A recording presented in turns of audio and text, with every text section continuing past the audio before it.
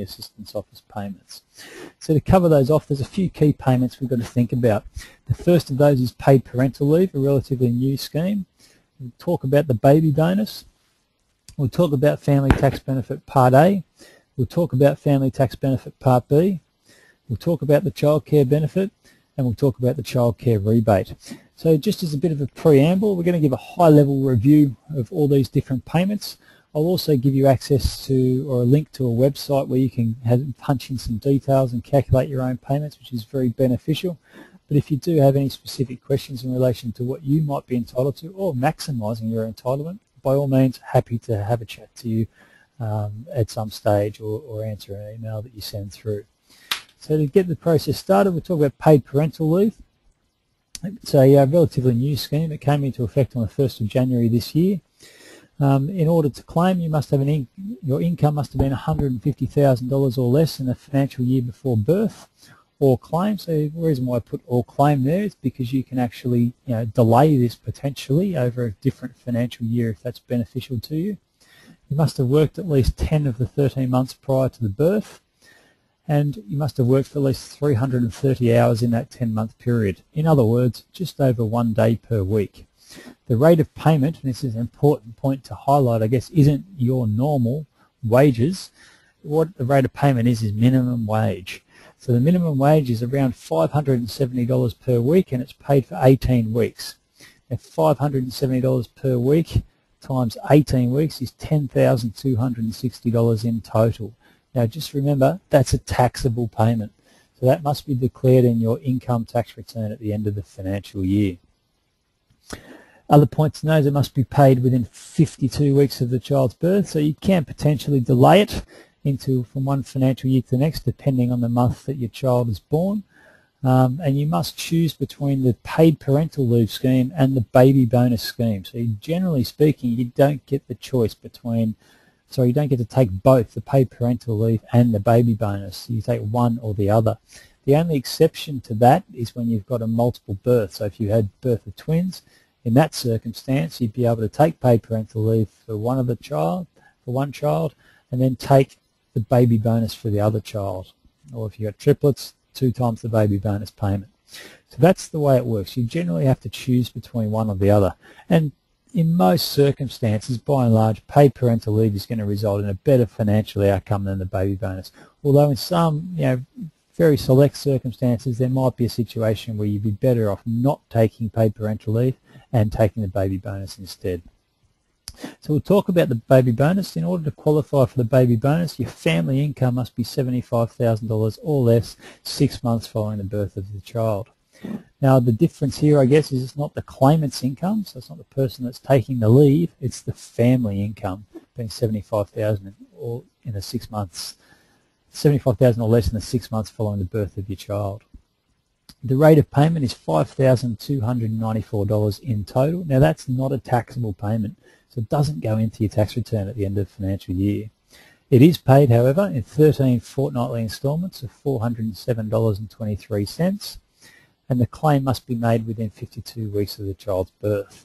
So you can delay the claiming it. I'm not sure necessarily why you would delay the claim of the baby bonus payment, but you can have that flexibility in case you've missed it. So we'll move on to, so that sort of covers the payments that you're going to get, the baby bonus and paid parental leave. They're going to be the payments that you'll be first introduced to Family Assistance Office payments, and they're normally the first 2 payments that you've got to choose between.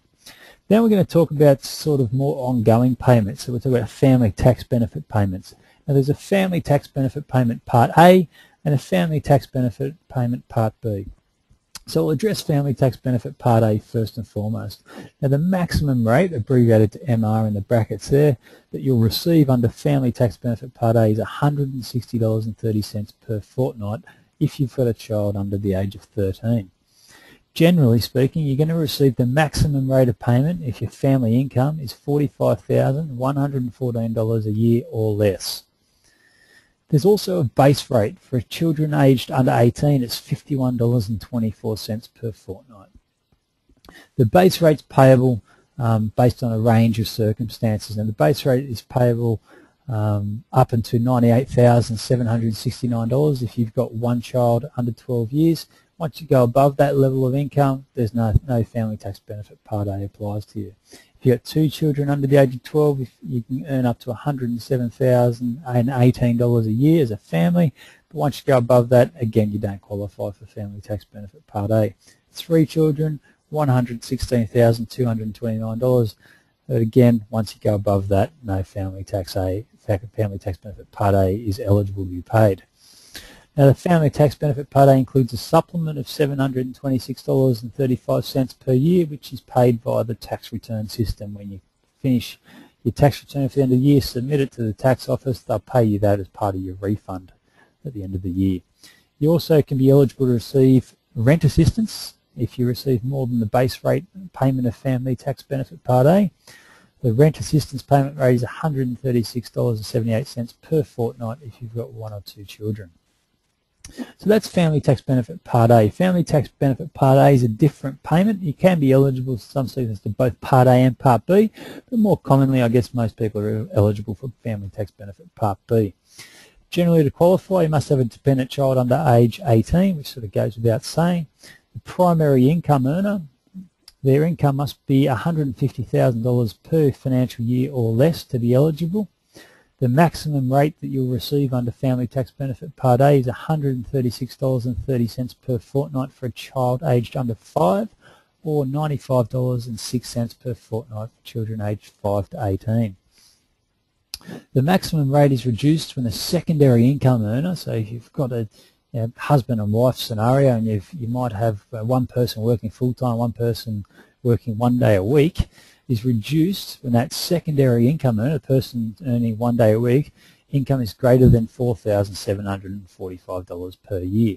The other thing you might need to then think about is who's owning assets. So if you've got a deposit account with, for instance, $100,000 in it, and then it's generating $5,000 a year worth of interest income, you might actually be better off switching that around so it goes into the primary income earner's name so you actually get family tax benefit Part B or a higher rate. So there's all those types of things that you've got to think about in terms of asset structure and maximising your benefits with family tax benefit payments. Nevertheless, the maximum rate is reduced when the secondary income earner starts earning greater than $4,745 per year. I guess the important thing to know is that family tax benefit cuts out once the secondary income earner's income is greater than $22,521 in a financial year if you've got children aged under 5, or $17,137 if the child's aged 5 to 18. One thing I do like to highlight to all clients, that if you're returning back into the workforce from a period of maternity leave, you do need to be aware, obviously, that would impact potentially your family tax benefit Part B payment. And obviously it makes sense to let the Family Assistance Office know that straight away. The benefit of family tax benefit Part B includes a supplement of $354.05 per year. This is paid via the tax return system. Again, once you do your tax return, you'll be eligible to receive that benefit. Now we'll move on to the sort of childcare incentives that you get for putting your child through daycare or approved childcare. There's 2 forms, the childcare benefit and the childcare rebate. So we'll address the childcare benefit first of all. For both of these approved childcare benefits, you do need to have your child immunised or have an exemption. You'll receive a full payment of under childcare benefit if your family's income is under $38,763.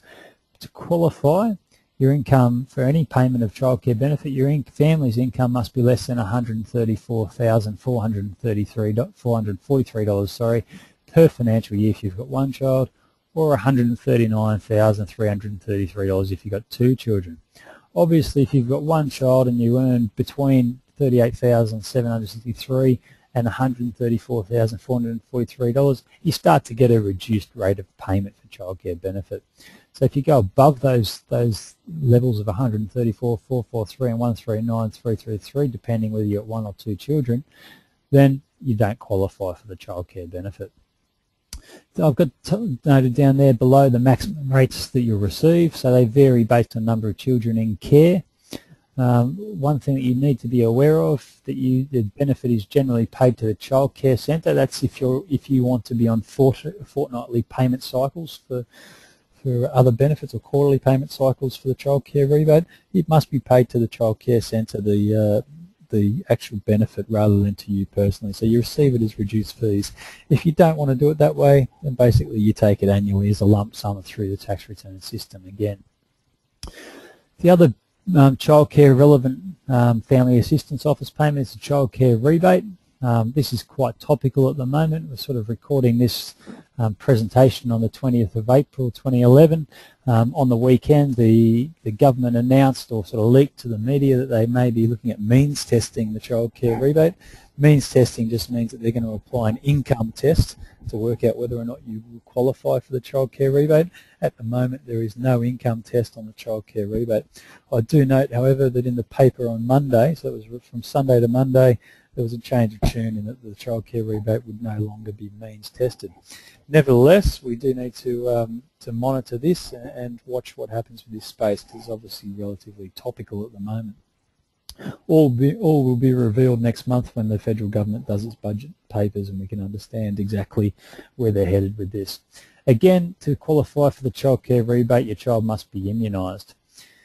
The other test that you need to, because there's no income test at the moment, the test is whether or not you and your partner are working. So you must be working, you and your partner must be working or looking for work or studying to qualify for a payment. The payment you receive is 50% or half of your out-of-pocket childcare expenses up to a cap of $7,500 per child per year. So just for example, if you've got your child in long daycare, you spend $100 a day and you don't receive any other childcare benefits, effectively your out-of-pocket cost is that full $100.